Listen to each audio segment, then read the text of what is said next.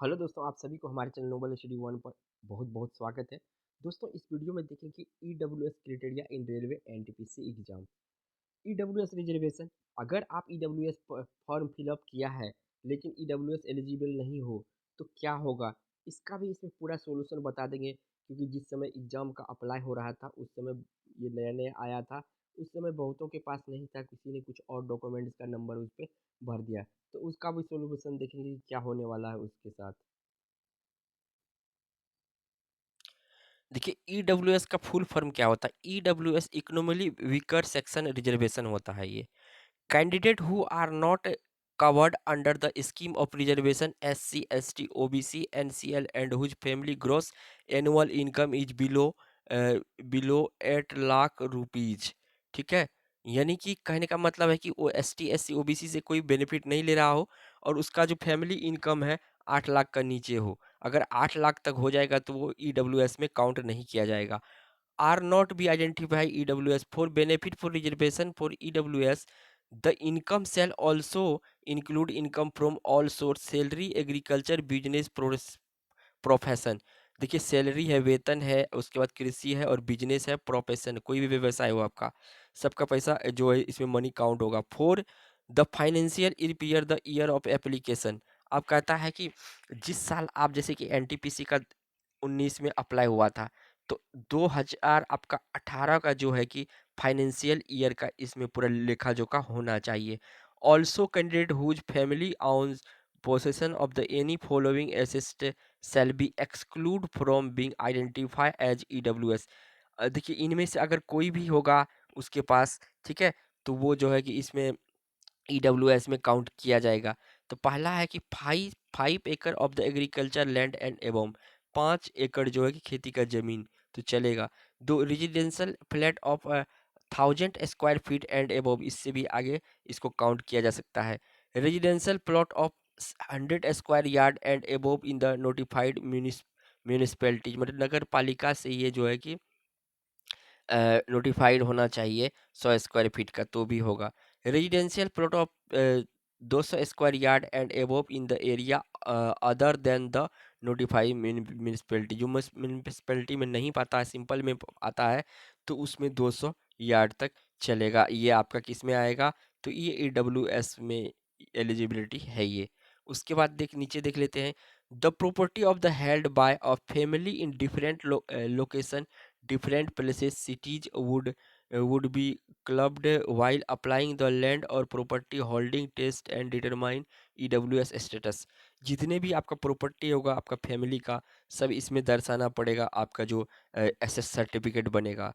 The term of family for his purpose will include the person who seeks benefit of reservation his her parents and siblings below the age of 18, यानी कि जो भी family में वो count किए जाएंगे, माता पिता, उसके सिबलिंग, पत्नी, उसके बच्चे 18 साल से नीचे, spouse and children below the age of 18। Next देखते हैं क्या कहता है। The benefit reservation under EWS can avail upon production of an income and asset certificate issued by company authority income assessed certificate issued by any of the following authority in the prescribed formal given। अब ये कहता है कि इसका मतलब होता है कि जो आपका एनेक्जियर थर्ड दिया हुआ है इसी का एनटीपीसी का, उसमें जो फॉर्मेट बना हुआ उसी फॉर्मेट में आपको इनका जो ईडब्ल्यूएस का एसएस सर्टिफिकेट बनाना पड़ेगा।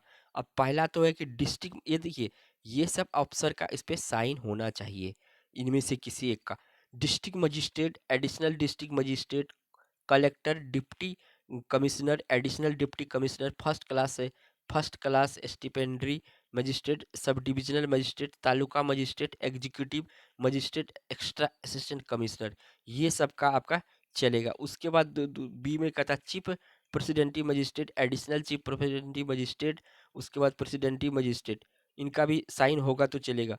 Revenue officer not be below the rank of tehsildar, जो तहसीलदार होता है उससे नीचे का रैंक का आपका जो है कि कोई भी कोई भी आपका ऑथोराइज्ड किया होगा आपका डॉक्यूमेंट्स होगा, वो यहाँ वेरीफाई नहीं होगा, तो क्लियर कर दिया है।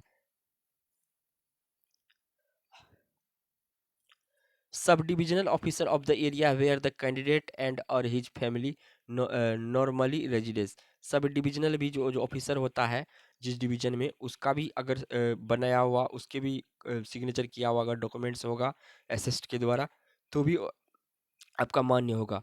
The candidate applying against the vacancy reserve EWS must possess income and एसेस certificate.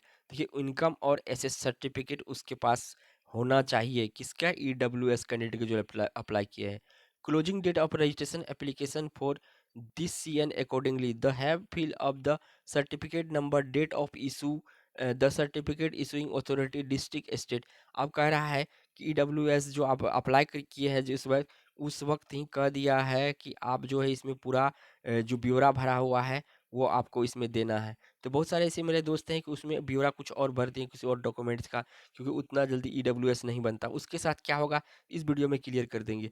Issue in the income application, online application for the candidate also required to be produce valid income and assessed certificate during document verification. आइए जो आप form fill up वक्त ये documents दिए होंगे number, ये आपका जब डॉक्यूमेंट्स वेरिफिकेशन होगा तो भी वहाँ डिमांड करेगा। In in case non compliance these stipulation their claim reserve status under EWS not be entertain and the candidate. अब कहता है कि अगर इतना शर्त पूरी नहीं कर पाएंगे, इनमें से कोई अगर फेल होंगे तो आपको क्या करना पड़ेगा, तो आपको जो है कि ईडब्ल्यूएस में नहीं रखा जाएगा। तो उसके बाद क्या होगा? Candidate fulfil the eligibility general category. अगर ईडब्ल्यूएस का कोई भी क्राइटेरिया पूरा नहीं कर पाते हो तो आपको जनरल कैटेगरी में दिया जाएगा। और उसके बाद तो दोस्तों यहाँ तक ही था आपका ईडब्ल्यूएस। फिर मिनिमम, अब देखिए नीचे कोई ज़रूरी नहीं है, ये आपका ईडब्ल्यूएस में नहीं आता है। तो दोस्तों ये था हमारा ईडब्ल्यूएस पर वीडियो, क्योंकि आप लोग का बहुत सारा डिमांड था कि ईडब्ल्यूएस का क्या कन्फ्यूजन है। तो दोस्तों इस वीडियो में इतना ही, फिर होगी आपसे मुलाकात एक नई वीडियो में। तब तक के लिए दोस्तों जय हिंद।